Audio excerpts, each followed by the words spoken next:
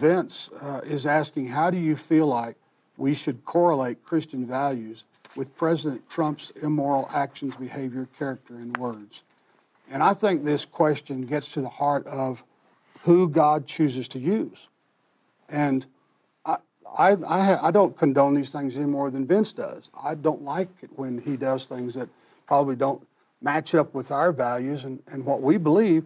But God used Saul, Paul, David, Cyrus, and there's not any of those men at one time or another that would have agreed with us. But I think God's using Trump because he loves America. He loves the Christians, and he loves everybody that lives here. And I think that's what's going on. So I understand the confusion about it, but I think we have to agree with God that he was the right choice. You know, I was talking with Ambassador Brownback today about this very thing. And out of the 16 Republican candidates running for the primary in 15 and 16, he said, I said, and Doug Lamborn, our congressman, all said that Trump was our last choice. Mm-hmm. Because of his brashness and his past and things like this.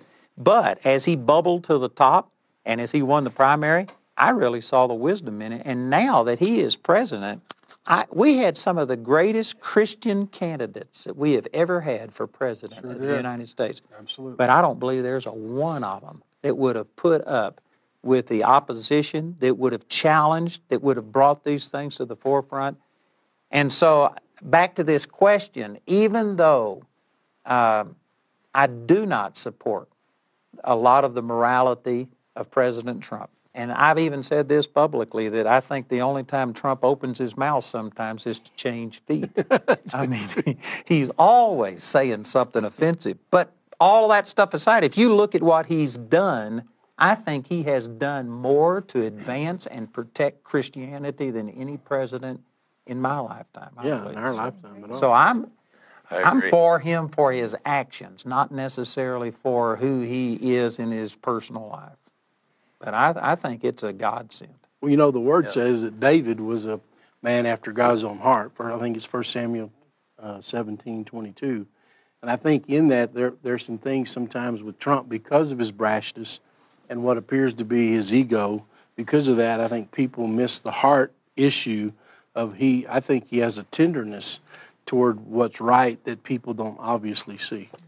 And, you know, let me say that there is a friend of mine, I won't call his name because he's asked not to make this public, but he talks to Trump every week.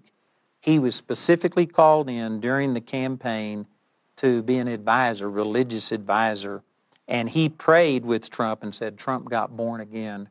And I know at least 3 people who said they've prayed with Trump, he got born again, so I'm not sure. But nonetheless, this man believes Trump did get saved, but he counseled him not to make this an issue because people would look at it as that is his conversion experience so that he could sweep his past under the rug.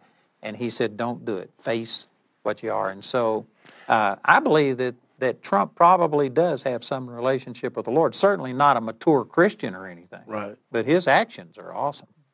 Well, neither were any of us when we first got saved. Absolutely. And, you know. And here's another point that Ambassador Brownback made today, that if you would have had Mike Huckabee, who's been a preacher, if you would have had Ben Carson, if you would have had Ted Cruz, who's an outspoken Christian, if you would have had any of those guys win the presidency and then do what they were doing, the liberals would have been up in arms. It's a theocracy. These are Christians taking over, and nobody is accusing Trump of that. Right. So it's like a stealth thing. God has snuck in, and he is doing more godly things than probably any president in my lifetime has done, but it's not being done under the guise of a Christian. Exactly. That's good. It's really, really good.